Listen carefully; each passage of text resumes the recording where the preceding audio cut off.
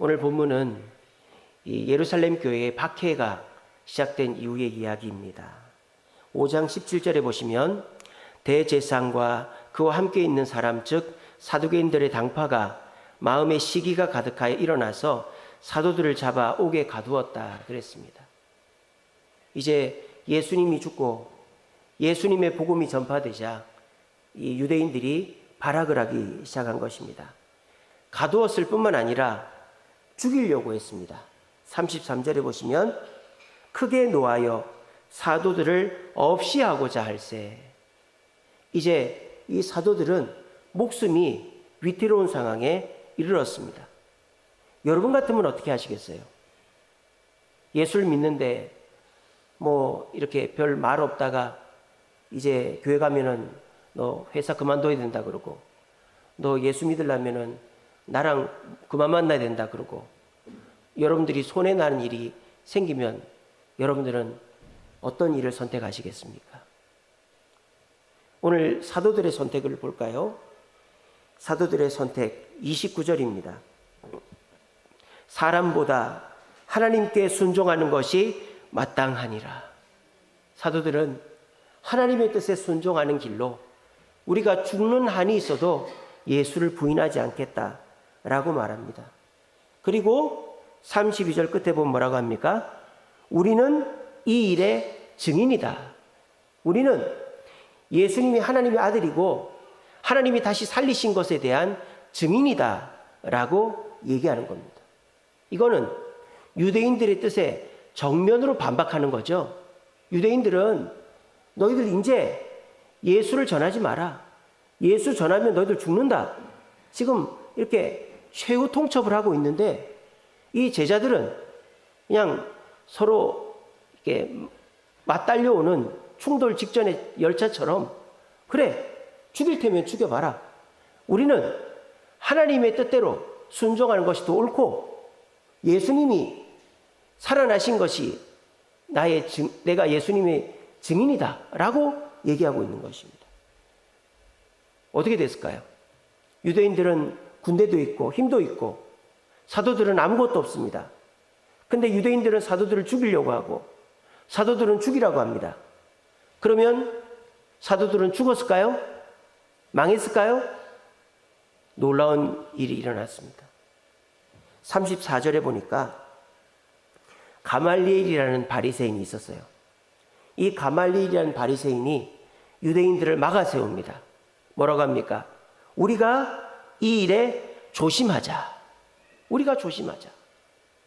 저 사도들이 하나님께로부터 온 자가 아니면 자동적으로 사라질 것인데 만약 하나님께로 온 자들인데 우리가 죽여버리면 우리는 하나님의 뜻을 어긋나게 하는 것이 되는 거다.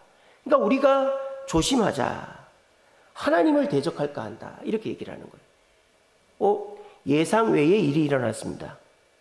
사도들이 죽을 줄 알고 우리를 죽이라고 하고 있는데 오히려 유대인들이 고개를 숙이고 한풀 꺾는 것입니다.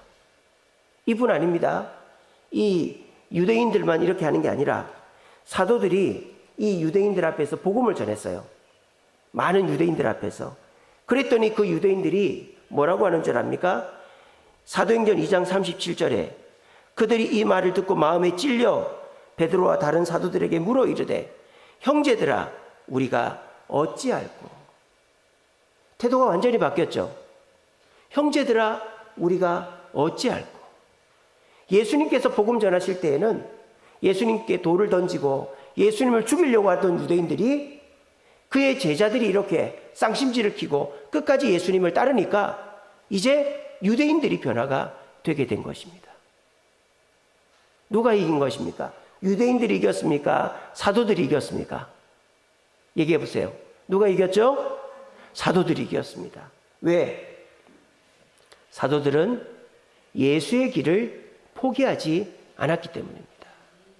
오늘 자리에 계신 저와 여러분들도 우리의 삶 속에 선택의 기로가 있을 거예요. 내가 교회만 가면 됐지. 뭐 그렇게까지 할 필요가 있나? 내가 사람들하고 잘 어울리기도 해야 되겠고 내가 손해나는 일이 있으면 안 되지 않나 하는 마음에 우리가 사람들한테 맞춰주기도 하고 때론 내 뜻을 접기도 합니다. 그렇게 하면 그것이 오히려 지혜롭고 내가 잘 되는 길이 아니고 오히려 내가 지는 길이다라는 거예요. 오늘 사도들은 우리가 하나님 뜻에 순종하는 것이 더 옳다. 우리는 예수님이 하나님의 아들이고 하나님께서 살리셨음을 믿는다. 우리는 그것의 증인이다. 라고 담대하게 고백을 했더니 이 유대인들이 태도를 바꾸고 사도들을 두려워하기 시작했다라는 것입니다. 우리 주세움교회도 이곳에 교회를 지으면서 사람들로부터 많은 욕을 들어먹었습니다. 그래서 그렇게 교회를 지어가지고 시끄럽게 하고 차 막히게 하고 동네를 어지럽힐 거냐고 그랬는데 우리가 그 말에 주눅이 들어서 교회를 안 짓는다든지 다른 방법을 쓴 게 아니라 우리는 이곳에 교회를 짓고 우리가 할 수 있는 한 최선을 다해서 예수의 길을 가고 있습니다. 지금 어떻게 됐을까요? 이 동네에서 교회를 욕을 하는 사람은 아무도 없습니다. 그리고 이 동네에서 교회 칭찬하고 교회 찾는 사람 있으면 다 우리 교회를 권하지, 그 교회 시끄럽고 말 다르고 잘못된 교회라고 하는 사람들 없습니다. 그게 왜 그럴까요? 우리가 사람들한테 맞추고 사람들이 우리를 뭐라고 할 때 주눅 들고 피하고 그렇게 해서 그렇게 하지 않고 우리는 끝까지 예수님 뜻대로 자리를 지켰기 때문에 된 일이라고 저는 생각합니다. 우리 교회뿐만 아니라 여러분들의 삶도 마찬가지라고 생각합니다. 우리가 세상에서 신앙 지키는 것이 참 힘이 들죠? 어렵죠? 하지만은 내가 한풀 꺾어준다고 상대방이 여러분들을 불쌍하게 여기거나 여러분들을 잘 대해주는 것이 결코 아닙니다. 내 뜻을 지키고 내가 심지가 굳은 사람이라는 걸 오히려 보여주는 것이 상대방을 변화시키는 방법이다라는 것입니다. 여러분들의 자녀들에게도 부모 형제에게도 친구, 직장 동료에게도 내가 이럴 때 이렇게 맞춰주고 저럴 때 저렇게 맞춰주고 이렇게 하는 것이 결코 그 사람한테 도움을 주는 것이 아니라는 것입니다. 이 시간에 사도들은 이 유대인들 앞에 무릎 꿇지 않고 끝까지 주님 뜻대로 순종했더니 유대인들이 무릎 꿇고 유대인들이 변화되게 되었습니다. 우리는 예수의 길을 가는 사람들입니다. 예수님은 죄 앞에, 사탄 앞에, 유대인들 앞에 무릎 꿇지 않고 뒤돌아가지 않았습니다. 예수님은 오직 앞만 보고 가신 분입니다. 그 결과 어떻게 됐습니까? 이 지구의 27억의 인구가 예수를 구주로 고백하고 있습니다.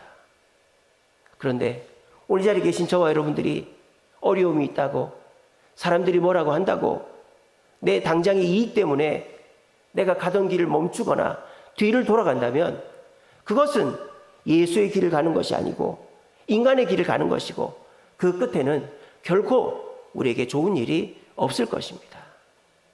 여러분 신앙생활하는 것이 힘드시죠? 또 믿음 지키는 것이 힘드시죠? 전도하는 것이 힘드시죠? 여러분 힘이 든다는 것은 무슨 뜻일까요? 변화가 일어나고 있다는 것입니다. 힘이 안 드는 일은 변화가 없는 거예요. 우리가 막 이렇게 뭔가 일을 열심히 하면요 땀이 나고 힘이 들게 되어 있습니다. 그러면 그 결과는 반드시 일어나게 되어 있어요. 근데 내가 아무리 열심히 해도 힘이 안 들어가고 아무 노력이 없으면 그건 아무 일도 일어나지를 않는 것입니다. 여러분들이 지금 자녀들이랑 신앙 때문에 부딪힙니까? 직장에서 부딪힙니까? 부모 형제랑 부딪힙니까? 그것은 변화가 일어나고 있는 증거라는 사실을 믿으시기를 바랍니다. 그리고 그 변화의 현장에서 물러서지 마세요. 물러서지 마세요.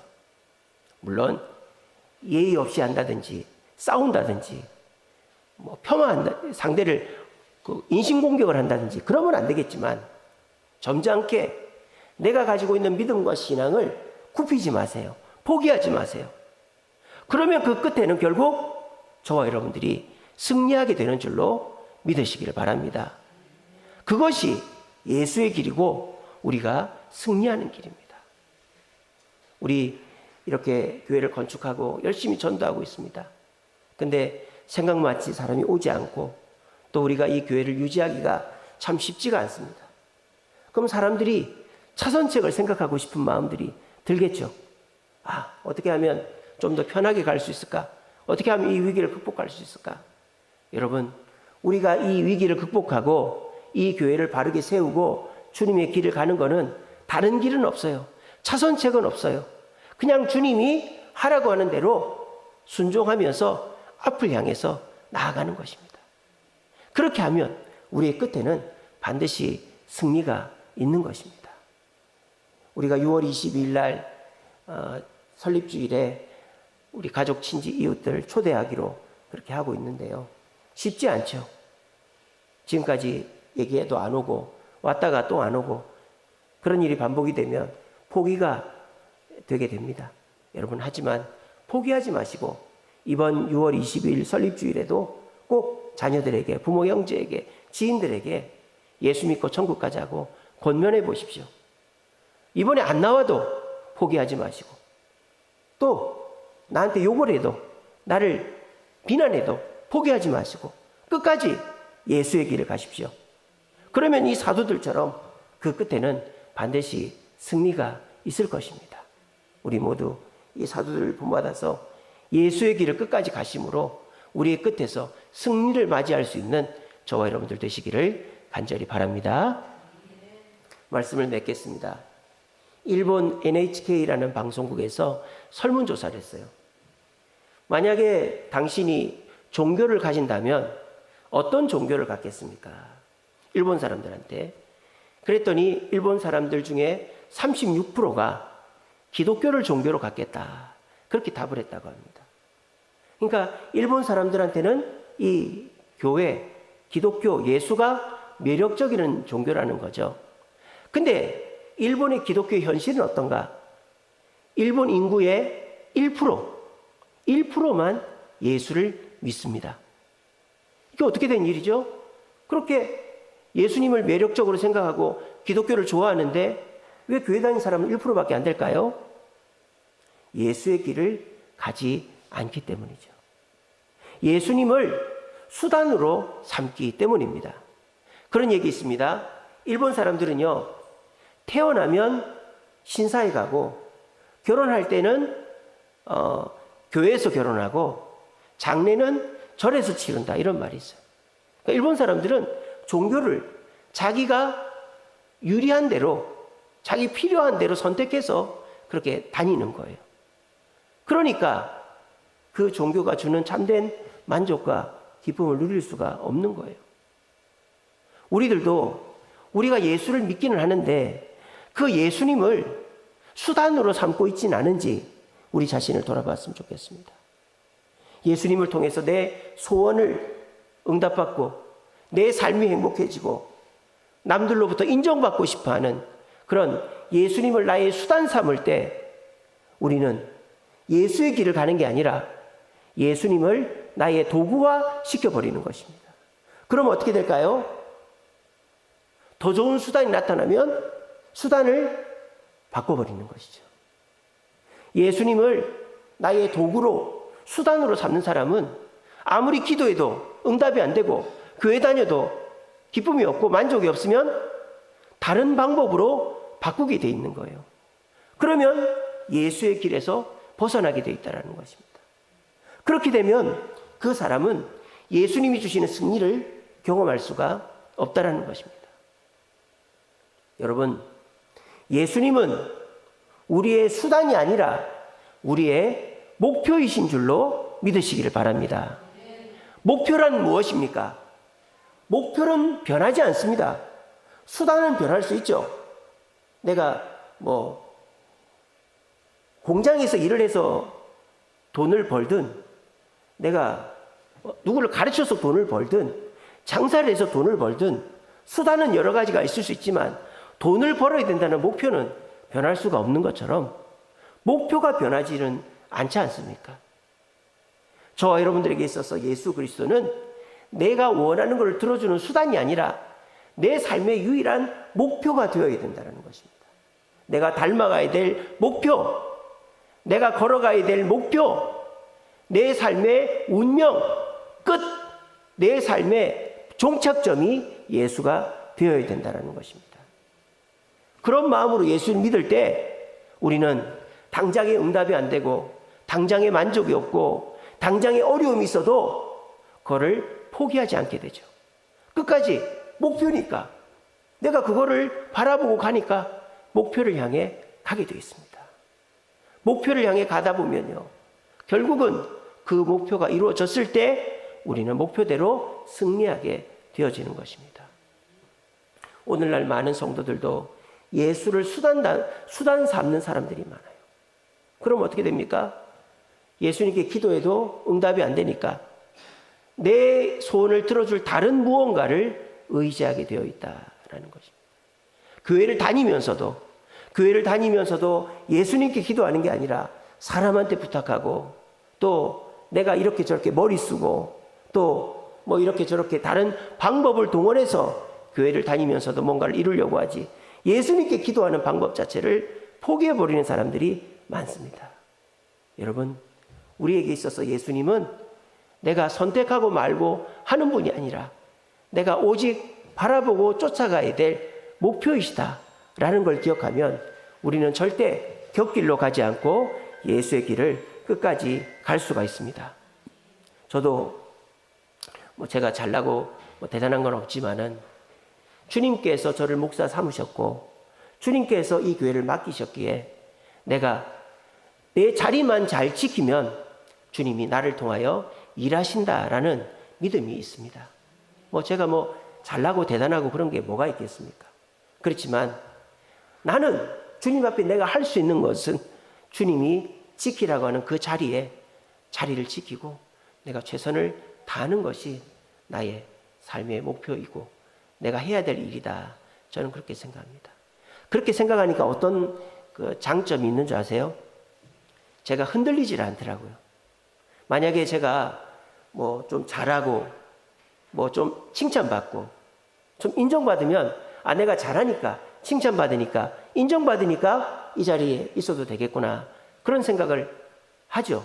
근데 내가 잘 못하고 힘들고 어려우면 아이고 내가 오히려 민폐 끼치는 게 아닌가, 이런 생각이 들기도 합니다. 근데요, 저는 내가 잘하건 못하건 성공하건 실패하건 주님께서 나를 이 자리에 세워놓으셨기 때문에 내가 해야 될 유일한 일은 이 자리를 지키는 것이다. 뒤로 돌아가지 않고 앞으로 가는 것이다 라는 생각을 하고 있습니다. 저는 그것이 저에게 있어서 가장 중요한 것이다 라고 생각합니다. 제가 설교를 잘하고 제가 전도를 많이 하고 제가 능력이 많고 사람을 고치고 이러는 것보다 주님이 가라고 하는 그 길을 포기하지 않고 끝까지 가는 그 마음가짐과 자세가 저한테 제일 중요하다라고 생각합니다. 오늘 자리에 계신 분들도 마찬가지입니다. 여기에 능력이 많은 분, 신앙이 좋은 분, 환경이 좋은 분, 건강한 분, 여러 가지 분들이 계시겠죠.